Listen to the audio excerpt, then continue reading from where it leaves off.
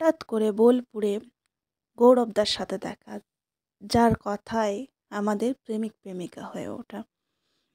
তো সুপ্রভাত বন্ধুরা, কেমন আছো তোমরা সবাই? আশা করছি তোমরা সবাই খুব ভালো আছো, আমিও খুব ভালো আছি।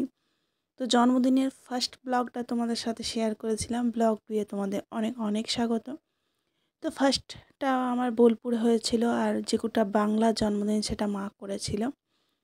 তো প্রথমে বাজার গিয়ে ইলিশের ওপর চোখ পড়েছে, মাছ নিয়ে নিলাম। মাছ সবজি সমস্ত কিছু নিয়ে বাড়ি এসে দেখছি মা অনেক কিছু রান্না। আর ইলিশটা কিন্তু খুব একটা বড় ছিল না, মাঝামাঝি এটাই ছিল। তো সবজিগুলো মা ধুয়ে রেডি করে মাছগুলো আমি ধুয়ে দিলাম। তো মা নুন হলুদ মাখিয়ে এবার ইলিশগুলো ভাপা হবে। আরও এক্সট্রা চলো দেখি মা কী কী রান্না করেছে, আমিও যদিও জানি না, তো একসাথেই দেখবো। আর বাড়িতে মাছ হলে বেশিরভাগ আমিই রান্না করি, কারণ আমার মাছ ভাজতে খুব খুব ভালো লাগে, কেন জানি না।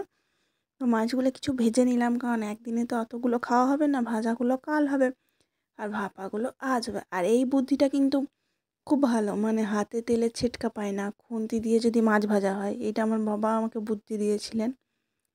তো এবার ভাপা হবে, চলো মাছগুলো মাখিয়ে নিই। আর হ্যাঁ, সাথে কিন্তু বড় মাছের ডিমও আছে, নুন হলুদ পেঁয়াজ কুচি সমস্ত কিছু দিয়ে বড়া হবে, ইলিশ ভাপা হবে। আর বাকি মা কী কী রান্না করেছে সেটা দেখবো, কারণ আমি বলতে পারছি না, আমি যেহেতু বাজার গিয়েছিলাম। আর আমরা গ্রামে থাকি, তো সব সময় সব কিছু পাওয়া যায় না, তাই যেদিন যা পাই একটু বেশি করে নিয়ে চলে আসি। তো আমার পুরো ধনেপাতা ছিটিয়ে দিয়েছি ইলিশ ভাপাতে। আর মায়ের থালা রেডি, পোলাও, মাছের বড়া, মাছ ভাজা, মাছ ছিল, স্যালাড ছিল, ভাজা ছিল। আর আমি উল্টো দিকে ক্যামেরাটা ধরেছিলাম, একদম সরি, কিছু মনে করবে না। তো এই যে আমার থোবড়াটা চান টান করে একদম রেডি। তো একটু পোজ দিয়ে দিলাম আর থালাটা ভালো করে দেখিয়ে দিলাম, দই মিষ্টি সমস্ত কিছু ছিল। অত খেতে পারিনি আমি, কিছু তুলে দিয়েছিলাম, মানজি বেশি খাই তাই বলে অত খায় না। তো মাকে বললাম, তুমি যখন এত কষ্ট করে রান্না করেছো একটু আমাকে খাইয়ে দাও। তো মা একদম সাজুগুজু করে রেডি আমাকে খাওয়ানোর জন্য। আর ক্যামেরাটা বারবার অন্ধকার আসছিল, আমি সেটিং বুঝতে পারছিলাম না। আর মা শুধু বলছিল, খা রে খা রে, 2:30 বেজে গেল, খা রে। তো সত্যি কথা বলতে গেলে এই বছর কিছু হোক না হোক, আমার জন্মদিনটা খুব খুব ভালো কেটেছে। আশা করছি পরের বছর আরও ভালো কাটুক, মানে তোমাদের আশীর্বাদ অবশ্যই।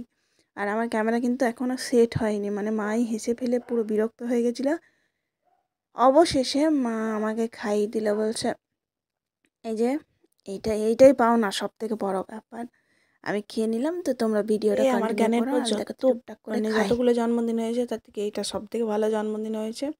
আর রাতে স্পেশালি মায়ের হাতের ফুলকো ফুলকো তাল লুচি হয়েছিল, দারুণ দারুণ, কোনো কথা হবে না। এগুলো কিন্তু আমি সব খেতে পারিনি, একটু একটু করে খেয়েছিলাম। আবার আসছে বছর আবার হবে। তো ভিডিওটা ভালো লাগলে like comment share and subscribe অবশ্যই করে দিও, কারণ তোমাদের একটা লাইক আমাকে অনেক ইন্সপায়ার করে। ঠিক আছে, তো ভালো থেকো, টাটা, গুড লাক।